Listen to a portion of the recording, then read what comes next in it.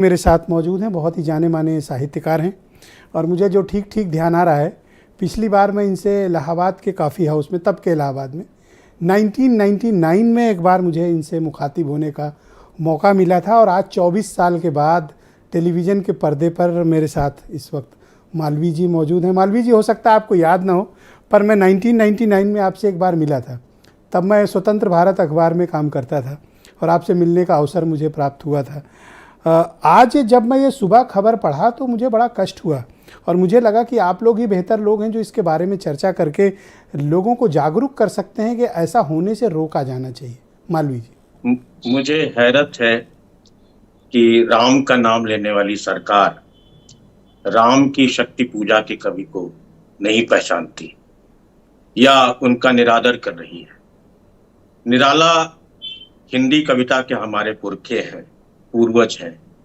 हिंदी का गौरव है, हिंदी का स्वाभिमान है, कविता का स्वाभिमान है, संस्कृति की वो दृष्टि है जिससे हम अपने समय के आर पार देख लेते हैं। निराला युग कवि है और निराला उसी तरह महत्वपूर्ण है जैसे देश के लिए महात्मा गांधी। कविता के गांधी हैं निराला। निराला बचपन से हमें संस्कार देते हैं, शब्द के संस्कार देते हैं, संस्कृति के संस्कार देते हैं। निराला के बिना हम हिंदी कला संस्कृति की परिकल्पना ही नहीं कर सकते। निराला एकदम शुरुआती हिस्सा है और आप निराला को नहीं पहचान रहे हैं। आप फिराक साहब को नहीं पहचान रहे हैं। आप गंगा जमुनी तहजीब को नहीं पहचान रहे हैं। आप पंत जी को किनारे कर दे रहे हैं। बिना पंत के, बिना निराला के, बिना महादेवी के कविता का वो कालखंड ही अदेखा रह जाएगा। और ये सरकार का कदम या ये शिक्षा नीति के अंतर्गत ये जो कदम उठाया गया है, मुझे लगता है कि ये हमारी हिंदी का अपमान है, हमारी संस्कृति का अपमान है, हमारे मूल्यों का अपमान है। हम उस सड़क पे चल रहे हैं जो निराला की बनाई हुई सड़क है। हम उस समय में आंखें खोल रहे हैं। जगा भैरव राग बादल गा रहे हैं, निराला गा रहे हैं। हमने निराला की ध्वनि, निराला की अनुगूंज सुनी है। हमने कविता लिखी है तो पग पग पे बगल में खड़े हुए निराला दिखाई दिए हैं। आप जिस पीढ़ी को तैयार कर रहे हैं, जिस पीढ़ी को आगे ले जाने का सपना है, जो हमारे भारत का गौरव बनेंगे आज की पीढ़ी के बच्चे, वो निराला को नहीं जानेंगे तो आप जानिए कि आज क्या के जानेंगे। बच्चे और सब लोग जानना भी चाहते हैं कि निराला जी, फिराक गोरखपुरी और पंत जी कितने महत्वपूर्ण हैं हिंदी साहित्य के लिए, कि उनको हटाए जाने से मैं देख रहा हूँ किसी को कोई फर्क ही नहीं पड़ रहा है। ये कितने महत्वपूर्ण है? ये हमारे देश को समझने के लिए ये जरूरी कवि हैं, हमारे राष्ट्र को समझने के लिए ये जरूरी कवि हैं।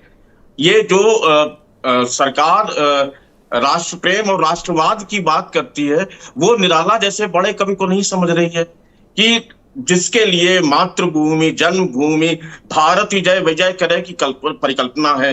जागो एक बार, वो कह रहे हैं और जगा रहे हैं हमारे सामाजिक मूल्यों को, हमारी असमानता को, हमारी विषमताओं को, हमारी सारी विरोधाभासों, विसंगतियों को। निराला एक कविता के, एक संस्कृति के योद्धा के रूप में हमारे सामने आते हैं। आप कैसे सोच सकते हैं? निराला के साथ साथ फिराक ने एक तहजीब दी है हमारी पूरी बोली को, हमारी बोली बानी को, हमारे आचार विचार को। निराला और फिराक तो मुहावरे बन गए हैं हमारे समय के, हमारे संस्कृति के। इनके बिना हम किस भारत की परिकल्पना कर सकते हैं? भारत की परिकल्पना करने के लिए निराला, विवेकानंद, गांधी जैसे, बुद्ध लोग जैसे जरूरी लोग हैं।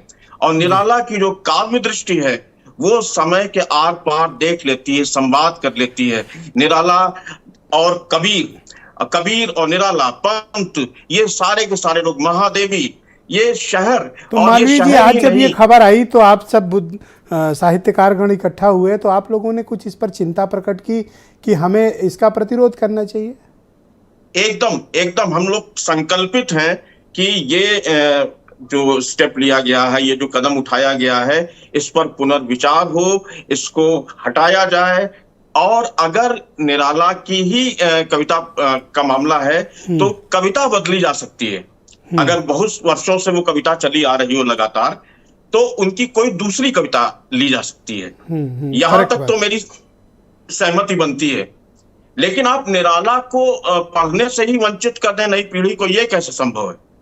तो मेरी समझ से अगर आपको परिवर्तन करना ही है तो निराला की कोई अन्य रचना रख दीजिए, फिराक साहब की कोई अन्य रचना रख दीजिए, पंत जी की कोई अन्य कविता रख दीजिए, यहां तक तो समझ आता है।